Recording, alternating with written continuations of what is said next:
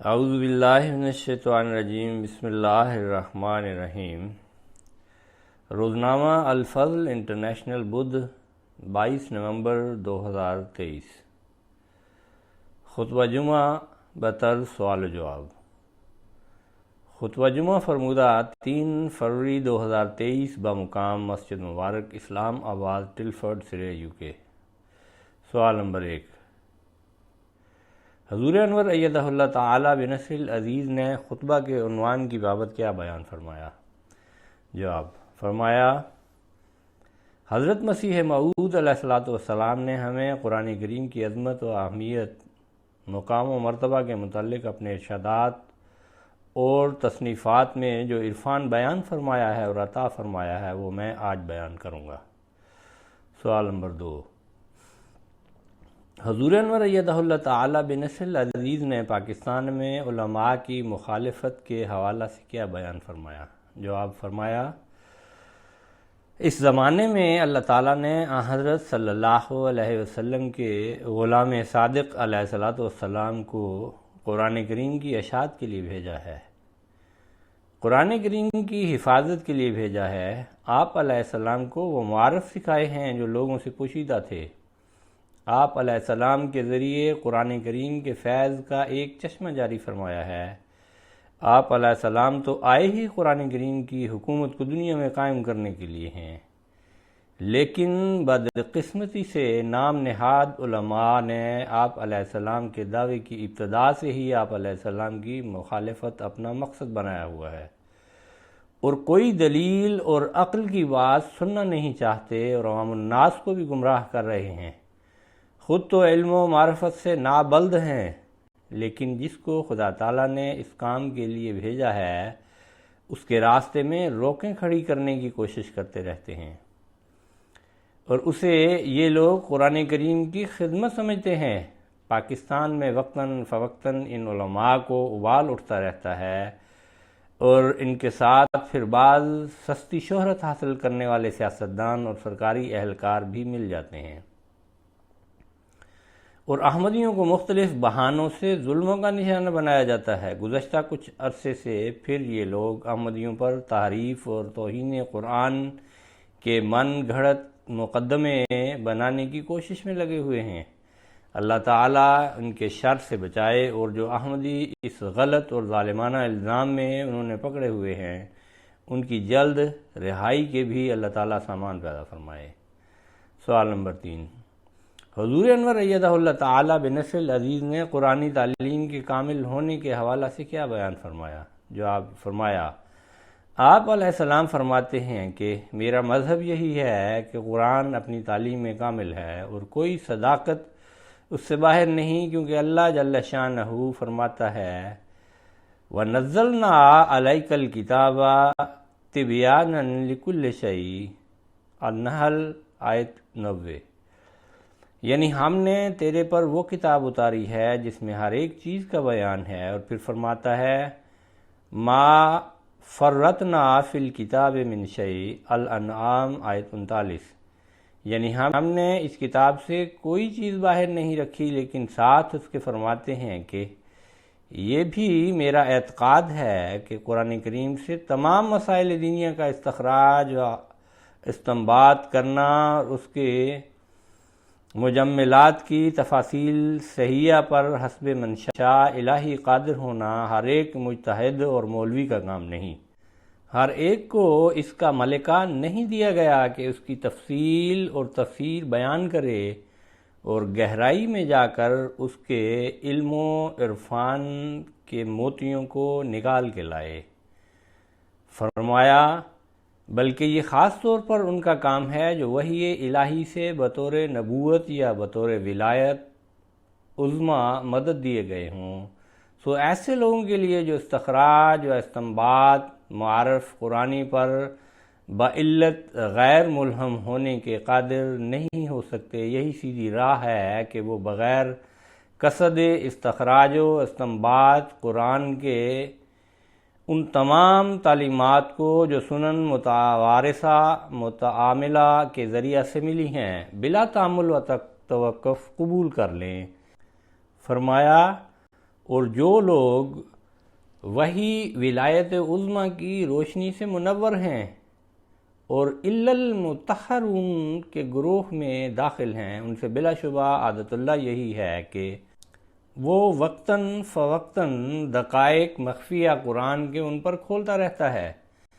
بعض لوگ کہتے ہیں حدیث جو ہے، لیکن اللہ تعالیٰ جب قرآن کریم کا علم اور عرفان عطا فرماتا ہے تو اس سے پتہ لگتا ہے کہ آن حضرت صلی اللہ علیہ وسلم نے قرآن کریم سے باہر کوئی بات نہیں کی، فرمایا بلکہ احادیث صحیحہ میں مجملات و اشارات قرآن کریم کی تفصیل ہے، تو اس سے معرفت کے پانے سے اعجاز قرآن کریم ان پر کھل جاتا ہے۔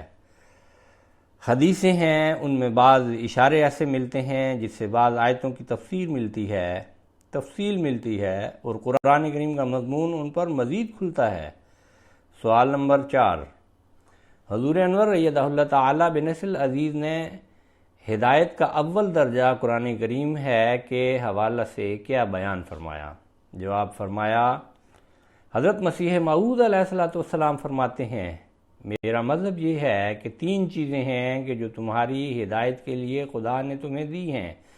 سب سے اول قرآن ہے جس میں خدا کی توحید اور جلال اور عظمت کا ذکر ہے، اور جس میں ان اختلافات کا فیصلہ کیا گیا ہے جو یہود اور نصارہ میں تھے، جیسا کہ یہ اختلاف اور غلطی کہ عیسیٰ بن مریم صلیب کے ذریعہ قتل کیا گیا اور وہ لعنتی ہوا اور دوسرے نبیوں کی طرح اس کا رفع نہیں ہوا۔ یعنی یہودیوں کا یہ نظریہ ہے کہ اللہ تعالیٰ نے حضرت عیسیٰ کو اپنے قرب سے نہیں نوازا، لیکن فرمایا، ایک تو اس کی یہ نفی کر دی کہ حضرت عیسیٰ علیہ السلام پر جو الزام ہے وہ غلط ہے، دوسرا فرمایا قرآن میں منع کیا گیا ہے کہ بجز خدا کے تم کسی چیز کی عبادت کرو، نہ انسان کی، نہ حیوان کی، نہ سورج کی، نہ چاند کی، اور نہ کسی اور ستارہ کی، اور نہ اسباب کی، اور نہ اپنے نفس کی۔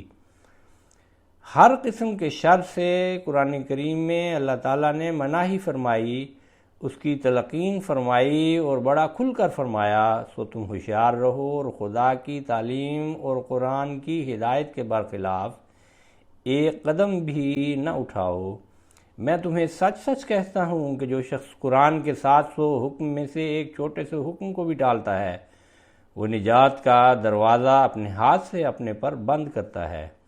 حقیقی اور کامل نجات کی راہیں قرآن نے کھولیں اور باقی سب اس کے ذل تھے، سو تم قرآن کو تدبر سے پڑھو اور اس سے بہت ہی پیار کرو، ایسا پیار کہ تم نے کسی سے نہ کیا ہو، کیونکہ جیسا کہ خدا نے مجھے مخاطب کر کے الہاماً فرمایا ہے کہ الخیر کلہ فی القرآن، کہ تمام قسم کی بھلائیاں قرآن میں ہیں، یہی بات سچ ہے۔ افسوس ان لوگوں پر جو کسی اور چیز کو اس پر مقدم رکھتے ہیں۔ تمہاری تمام فلاح اور نجات کا سرچشمہ قرآن میں ہے، کوئی بھی تمہاری ایسی دینی ضرورت نہیں جو قرآن میں نہیں پائی جاتی۔ تمہارے ایمان کا مصدق یا مکذب قیامت کے دن قرآن ہے، اور بجز قرآن کے آسمان کے نیچے اور کوئی کتاب نہیں جو بلا واسطہ قرآن تمہیں ہدایت دے سکے۔ خدا نے تم پر بہت احسان کیا ہے جو قرآن جیسی کتاب تمہیں عنایت کی۔ میں تمہیں سچ سچ کہتا ہوں کہ وہ کتاب جو تم پر پڑھی گئی اگر عیسائیوں پر پڑھی جاتی تو وہ ہلاک نہ ہوتے، اور یہ نعمت اور ہدایت جو تمہیں دی گئی اگر بجائے توریت کے یہودیوں کو دی جاتی تو بعض فرقے ان کے قیامت سے منکر نہ ہوتے۔ پس اس نعمت کی قدر کرو جو تمہیں دی گئی، یہ نہایت پیاری نعمت ہے، یہ بڑی دولت ہے۔ اگر قرآن نہ آتا تو تمام دنیا ایک گندے مزغہ کی طرح تھی، ایک خون کے لوتھڑے کی طرح تھی۔ قرآن وہ کتاب ہے جس کے مقابل پر تمام ہدایتیں ہیچ ہیں۔ سوال نمبر 5، حضور انور ایدہ اللہ تعالی بنصر العزیز نے قرآن کریم کے خاتم الکتب ہونے کے حوالے سے کیا بیان فرمایا؟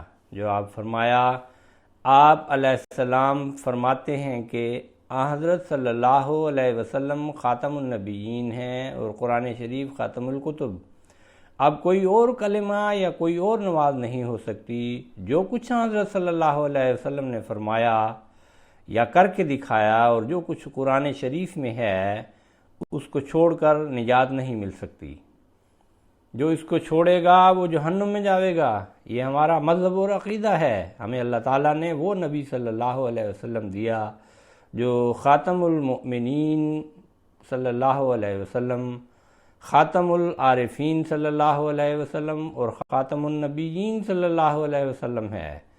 اور اسی طرح پر وہ کتاب اس پر نازل کی جو جامع الکتب اور خاتم الکتب ہے۔ رسول اللہ صلی اللہ علیہ وسلم جو خاتم النبیین اور آپ صلی اللہ علیہ وسلم پر نبوت ختم ہو گئی، تو یہ نبوت اس طرح پر ختم نہیں ہوئی جیسے کوئی گلا گھونٹ کر ختم کر دے۔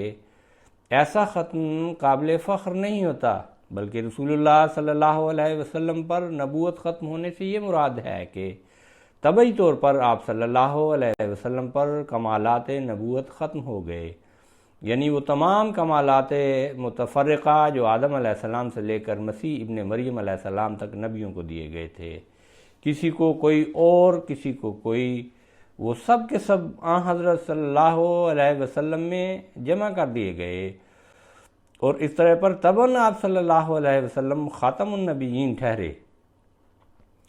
اور ایسا ہی وہ جمیع تعلیمات، وصایا اور معارف جو مختلف کتابوں میں چلے آتے ہیں وہ قرآن شریف پر آ کر ختم ہو گئے، اور قرآن شریف خاتم الکتب ٹھہرا۔ خاتم النبیین کا لفظ جو حضرت صلی اللہ علیہ وسلم پر بولا گیا ہے بجائے خود چاہتا ہے اور بالطبع اسی لفظ میں یہ رکھا گیا ہے کہ وہ کتاب جو حضرت صلی اللہ علیہ وسلم پر نازل ہوئی ہے وہ بھی خاتم الکتب ہو اور سارے کمالات اس میں موجود ہوں، اور حقیقت میں وہ کمالات اس میں موجود ہیں، کیونکہ کلام الہی کے نزول کا عام قاعدہ اور اصول یہ ہے کہ جس قدر قوت قدسی اور کمال باطنی اس شخص کا ہوتا ہے جس پر کلام الہی نازل ہوتا ہے، اسی قدر قوت اور شوکت اس کلام کی ہوتی ہے۔ حضرت صلی اللہ علیہ وسلم کی قوت قدسی اور کمال باطنی چونکہ اعلیٰ سے اعلیٰ درجہ کا تھا، جس سے بڑھ کر کسی انسان کا نہ کبھی ہوا اور نہ آئندہ ہوگا، اسی لیے قرآن شریف بھی تمام پہلی کتابوں اور صحائف سے اس اعلیٰ مقام اور مرتبہ پر واقع ہوا ہے جہاں تک کوئی دوسرا کلام نہیں پہنچا، کیونکہ حضرت صلی اللہ علیہ وسلم کی استعداد اور قوت قدسی سب سے بڑی ہوئی تھی، اور تمام مقامات کمال آپ صلی اللہ علیہ وسلم پر ختم ہو چکے تھے، اور آپ صلی اللہ علیہ وسلم انتہائی نقطہ پر پہنچے ہوئے تھے۔ اس مقام پر قرآن شریف جو آپ صلی اللہ علیہ وسلم پر نازل ہوا کمال کو پہنچا ہوا ہے، اور جیسے نبوت کے کمالات آپ صلی اللہ علیہ وسلم پر ختم ہو گئے، اسی طرح پر ایجاز کلام کے کمالات قرآن شریف پر ختم ہو گئے۔